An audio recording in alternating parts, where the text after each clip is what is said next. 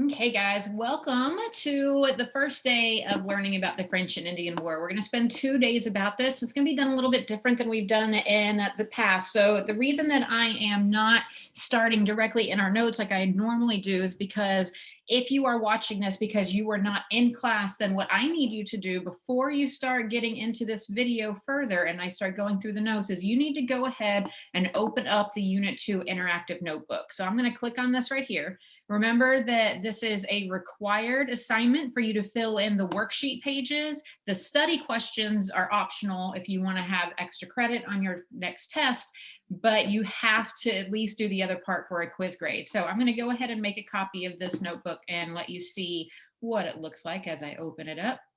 I told you before that this one is going to be a lot more in depth than your first one. The first one, we just did a couple pages just to get your feet wet, let you know how these interactive notebooks were going to work.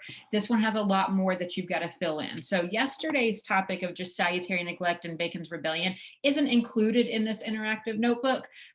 It's really going to start off with the French and Indian War. So that's what we're doing today. As we go through today's notes, you will be filling in 2 pages from this interactive notebook. The first one is here. So you're going to be, notice how it says required. You're going to be telling me the viewpoints of each of these people. I'm going to give you that information in the notes. And then you're also going to tell me how the French were fighting, the Native Americans, the British, and the colonists. Now, to put this information in here, last semester I had some students that really struggled with this. I didn't know why. This is just like a box. All you got to do is click on it, and then you can start typing right into the box to put your information in. So hit enter and then start typing the info that is there. Not meant to be confusing at all. After we're done getting through that information, you are going to fill in this information here. And so we're going to be looking at what happened as a result of the war and then how the British and the colonists relationship would be changing as a result of that. That is the only 2 required pages for today's lesson. This is your question of optional review questions. If you want to complete these, that's the part that gives you the extra credit. But these 2 pages are required. So today, normally we would go through the notes and then you would have an assignment to complete. But if we did that, it would just honestly take way too long today because our notes, as you can see, since we have 2 pages here, are a little bit more in depth. So all you have to do today is go ahead and open up, create your copy of the interactive notebook, fill in these 2 pages as we're going through. And then tomorrow, when we finish up the French and Indian War, you'll do an assignment with it. But today, your only assignment is to make sure that you fill in these interactive notebook pages. Other than that, let me pop back here to our lesson. Other than that, if you finish that and you have time to spare, then you can do test corrections from yesterday's test. If you didn't do the test yesterday, you need to get that done ASAP, and you'll be able to see the code that you can use on the test page instructions. Or if you're like, I don't know where that is, just send me a message and I'll be happy to give it to you. But if you have completed the test and you want to improve your test grade, then you can click right here, work on those test corrections and get them in by the end of the week. And then task number 3, if you have any other missing assignments from Unit 1, please get those things turned in. They will have a deduction and be considered late at this point, but you can still get up to an 80 on it, which is still a B, and it's a lot better than having a 0. So with all of that said, let's go ahead and pop into these notes because they are going to take us a little bit longer than normal to get through. In class, I would have taken the time to pause and allow you to have time to write in the information in the interactive notebook. But because you're watching this on video, you have the ability to just pause the video if you need to. So I'm just going to kind of not fly through them, but I'm just going to go through the notes. And then if you need to pause at any time to type your stuff into your interactive notebook, by all means do that. So French and Indian War, day 1, I've already told you exactly what we're doing here. So we're going to go through these lecture notes, complete the interactive notebook pages as we're doing it, and then work on those test corrections or missing assignments. These are the 2 pages that we're going through. We're going to start with this page right here, then we'll move on to this one. So let's talk about the French and Indian War. So here's the deal. This is a map of the British possessions. So anything that's purple was owned by the British. Anything that is yellow was owned by the French.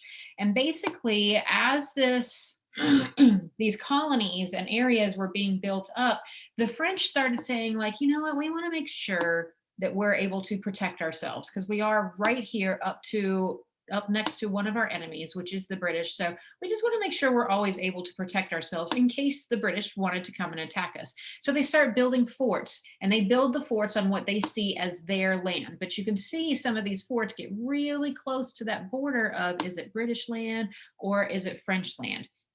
And so the viewpoint of the French is that we just want to be able to protect ourselves. And so they start building these forts. Well, just like anybody else, when you start seeing your enemy kind of ramp up for what could be war, you start to get a little suspicious of it. So, from the viewpoint of the English, the French are actually building those forts on what they consider to be their land. And now they think that the French are building it up so that they can attack them and take their land away from them. So the English are getting very weary of the French. They're like, why are the French building these forts? Why are they doing it on top of what we think is our land? They're the ones crossing the line here. And so they want to take some action against the French. And then that kind of puts the Native Americans in the middle. So Native Americans are part of society in a different way based on what we've talked about already, but they've got to kind of pick a side. They're a little bit stuck in the middle.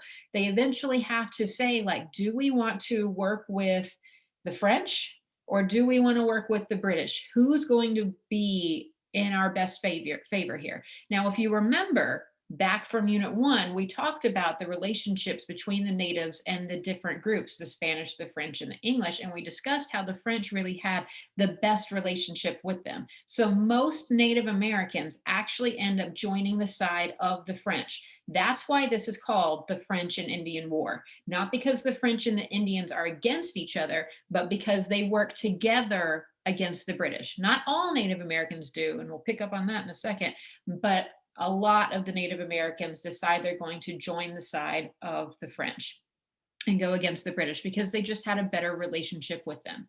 So that should have filled in the top part of that interactive notebook page. We're going to go down to the part where you've got those teal colored arrows now and fill those in. So let's talk about the fighting. You can see a map here where you've got pre-war boundaries of 1754 and then post-war boundaries, excuse me, of 1763. So you can see where the colonies were and all of the land that got switched over. So all of this land that had previously been French is now going to be English because the French become the losers. They're going to lose their stake in Canada. They're going to lose most of their land over in India to the British, and they lose their land east of the Mississippi. Now, not all of it.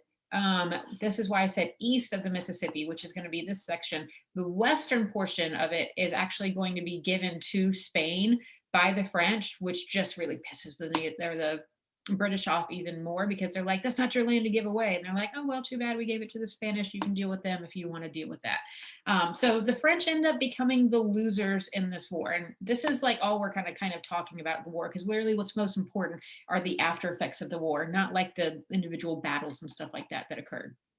So let's talk about the Native Americans. Now, as I said, most Native Americans actually worked on the side of the French, but there were some who did work on the side of the British, including the Iroquois tribe.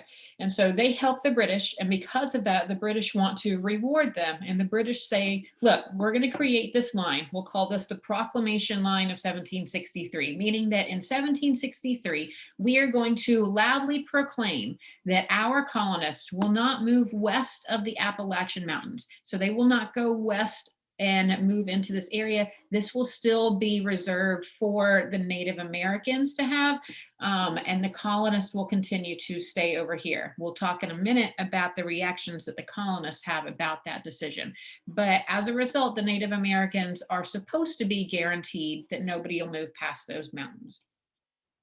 Let's talk about how the British and the colonists were kind of fighting together, but not really together at this time. So the British obviously is going to send over their proper gentlemen soldiers that have been trained to come and fight this war. They fight in that proper formation. They want to show up. They want to control the colonists and tell the colonists what to do. They believe the colonists need their protection. And not only that, that the colonists want protection from them, which just simply isn't true.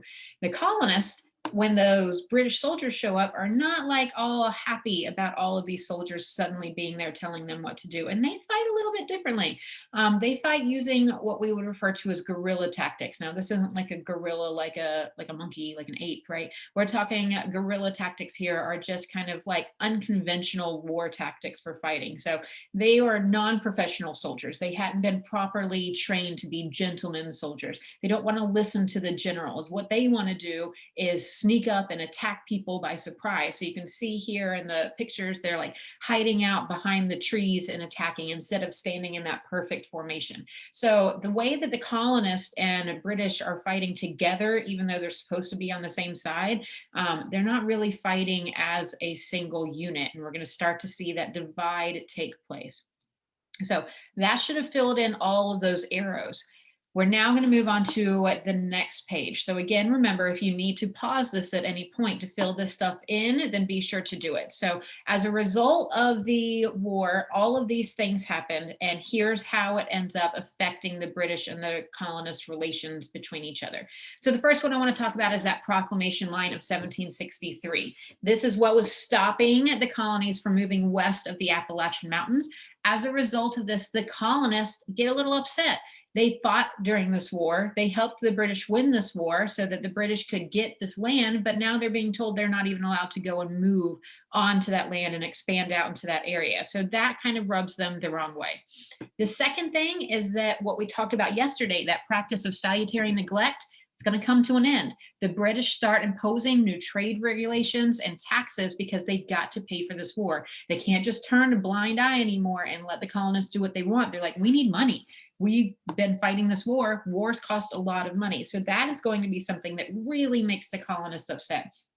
They are very angry about the fact that they didn't start this war with the French. They didn't even want this war with the French. This was totally a British idea. And they feel like as a result, they shouldn't have to pay for it. They were forced to fight in this. It wasn't something that they wanted to do. And now they're going to get raked over the coals and be told to pay all these taxes to help pay for it when they didn't want it in the first place. So they didn't feel like they should have to pay for it. The next is that because of the war, like I said, the British go into debt. So having to pay for troops and supplies during the war cost a lot of money. And then after the war, they've got to patrol that proclamation line of 1763 and continue to pay for that. Again, the colonists are not happy with this. They didn't want this war. They don't feel like they should have to make these payments for the decisions that the British are doing when they've got no representation of anybody saying like, that's not what the colonists wanted. Like, hello. So the next thing is that after the war was over, we see the creation of the Albany Plan of Union, which is a plan to create a unified government. It's the first time that we see the 13 colonies kind of come together and say, let's form a collective relationship between each other and with those Iroquois Native Americans to be able to deal with Britain. So they want to create this kind of like inclusive organization. Not saying that they're all banding together as one nation just yet, but they're saying let's like plan to come together as a union. This doesn't end up being super successful, but the colonists bring each other together for a small amount of time, and that had never been done before. So that kind of starts this relationship of people saying like, oh, we're here and we're American colonists. We're not just North Carolinians and Virginians and New Yorkers. We can actually have some of the same things in common.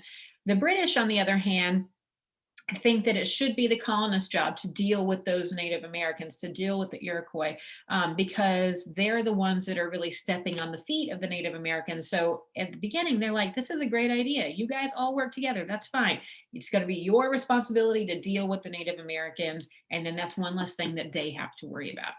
Let me move myself out of the way here now.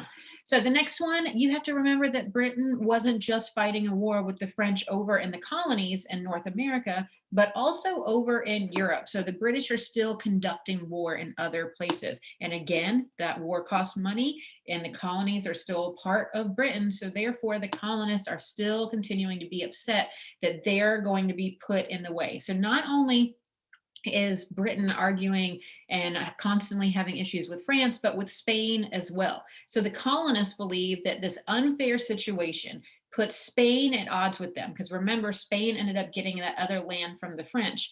But The British are like, well, if we want to be at odds with Spain, maybe we'll just go and we'll fight them and we'll be able to take that land and see that as an opportunity for themselves. So the colonists here are really upset that like now they're having to deal with more conflict as a result of these decisions being made by the British. Lastly, as I said, Spain is going to get that land west of the Mississippi River, and Spain gets the land from France, and then then Spain decides they're going to kick the colonists off of that land for the people who were already there. The colonists are now having to move and deal with Spain, and they're upset about it. And the British are annoyed with France because they're like, you should have never given that to Spain in the first place. So as a result of this war, lots of things start taking place that have this domino effect in the future. And you've learned about these things. Like now we're going to start talking next week about how, different taxes were put into place, the Stamp Act and the Sugar Act and like all of these things that took place that just made the colonists more and more angry and are eventually going to lead us towards the American Revolution. So the only thing that you have to do today is make sure that you've got those 2 pages of your interactive notebook filled in. I've given you everything that needs to be filled in there for you. When you are done with that, you can work on test corrections or finish your Unit 1 test if you haven't done so already, or work on any missing work from Unit 1 that you might have. That brings this video, although it's a bit longer, to a close, but it means that tomorrow will be even easier because tomorrow there's no lecture notes. So I'll see you then. Let me know if you have any questions. Bye, y'all.